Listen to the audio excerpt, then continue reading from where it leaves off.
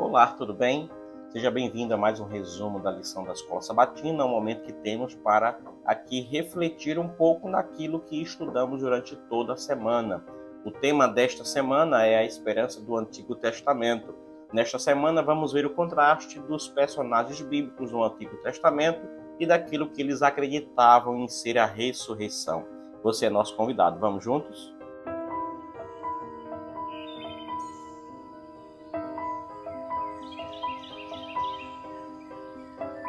Vamos então refletir um pouco sobre aquilo que podemos aprender das Escrituras sobre a ressurreição a partir do olhar específico do Antigo Testamento.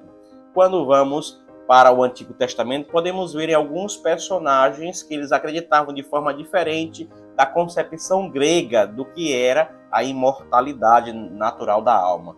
Podemos ver de forma bem clara nos personagens do Antigo Testamento, nos seus escritos, aquilo que eles acreditavam de forma bem clara e direta do que era a ressurreição então dos mortos. Diferente do que o pensamento grego falava da imortalidade, onde alguns imaginam que a alma fica vagando por aí e faz então a reencarnação, os personagens bíblicos no Antigo Testamento acreditam literalmente na ressurreição, aonde não é somente o espírito ou uma alma, mas onde um corpo é restaurado, transformado. Agora pense comigo, como um corpo então já cremado, já em pó, já destituído no pó da terra, poderá então ressurgir? Agora, queridos, analise comigo, se Deus teve poder suficiente para criar a raça humana do pó da terra, homem e mulher, e fazer também todas as outras demais criaturas e coisas criadas com o poder da sua palavra, imagina se Deus não terá poder suficiente para chamar aqueles que dormem literalmente no pó da terra para reviver novamente e assim ser restaurado e transformado para a eternidade. Quando nós vamos para a lição da semana, podemos aprender algumas coisas ou termos algumas perguntas que nos levam a refletir sobre o mistério da vida. Estamos vivendo e desfrutando a vida que Deus graciosamente nos concede.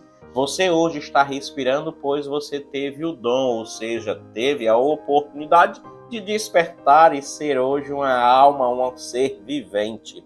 Então, quando nós vamos estudando, podemos ver a declaração de Jó, quando ele diz, verei a Deus. Jó, ele passa por algumas situações adversas em sua vida, e a lição destaca pelo menos 4 coisas interessantes. A primeira coisa é no aspecto físico. O corpo de Jó foi devastado por uma doença dolorosa. Você pode conferir tudo isso no capítulo 2 do livro de Jó. No aspecto matéria, ele perdeu seus rebanhos, seus bens, ele perdeu tudo o que tinha. No tocante à sua família e o de sua casa, ele perdeu todos os filhos e aí ficou apenas com sua esposa sobrevivendo. E por fim, no aspecto emocional, podemos ver que Jó estava cercado de amigos que o acusavam de ser um pecador impenitente, que merecia o que estava acontecendo com ele.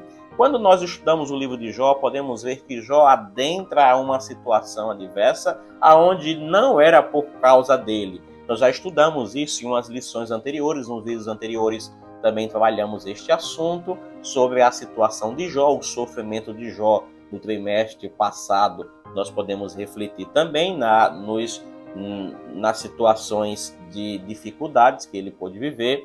E assim, então, Jó enfrenta tudo isso e os amigos de Jó pedem ou declaram algo para ele, dizendo, Jó, amaldiçoa então teu Deus e morre então em paz. Jó 2, verso 9. Mas que esperança gloriosa em meio às dificuldades Jó tinha em meio a essa tragédia. E aí Jó declara que, cercado por doença, cercado por dor, pelo colapso econômico que sobreveio para ele, pela reprovação social e pelo abalo emocional que estava vivendo, Jó ainda podia continuar acreditando que ressuscitaria dos mortos e contemplaria o grandioso e eterno Deus. Ei, você tem essa mesma esperança? Você precisa continuar acreditando que mesmo que vivenciamos um mundo que já está devastado pelas situações de pecado, mas quando nós descansarmos no pó da terra, precisamos ter a certeza que veremos a Deus assim como Jó declarou também. Seguindo um pouco mais na lição, podemos até simbolizar a certeza que Jó tinha que no final de sua vida ele veria Deus com a situação que Marta diz quando Cristo encontra então ela pela oportunidade da morte de Lázaro, né? E aí Marta diz, eu sei que ele há de ressurgir na ressurreição nos últimos dias. Lá de João capítulo 11, verso 24. Então Jó tinha essa certeza e Marta também declara essa certeza.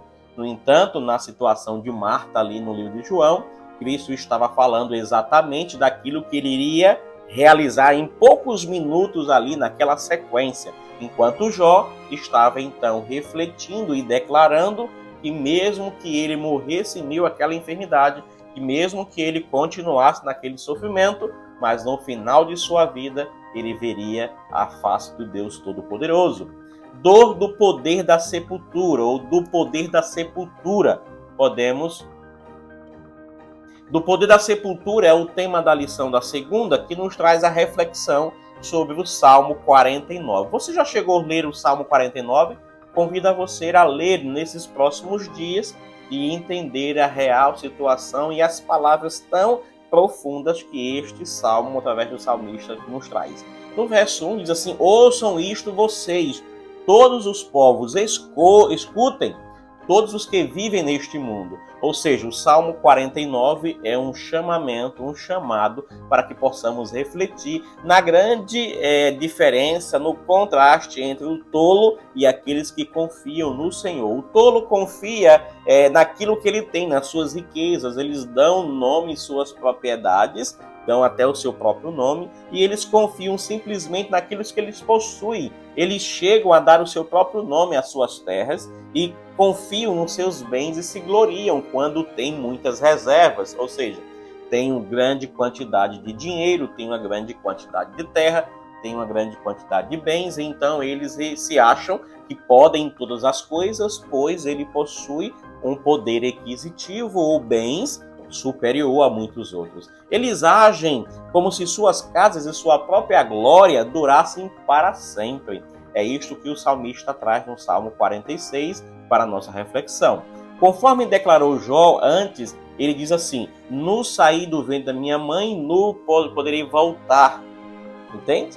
Então Jó, ele entendia algo diferente daqueles tolos do Salmo 46.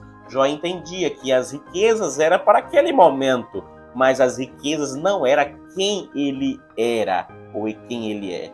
Ei, deixa eu dizer uma coisa.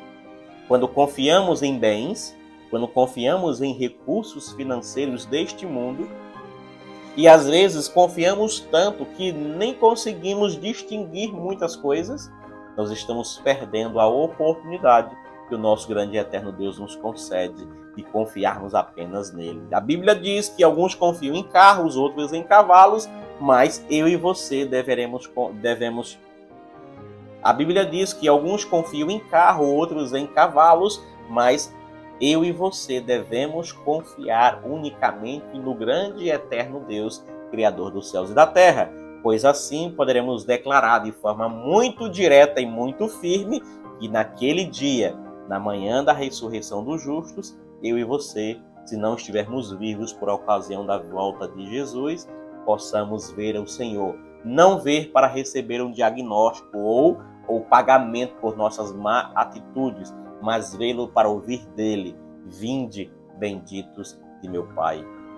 Quando vamos um pouco mais à frente, podemos tirar certeza na lição que os seus mortos viverão. E Isaías apresenta um contraste importante entre a majestade de Deus e a nossa fragilidade.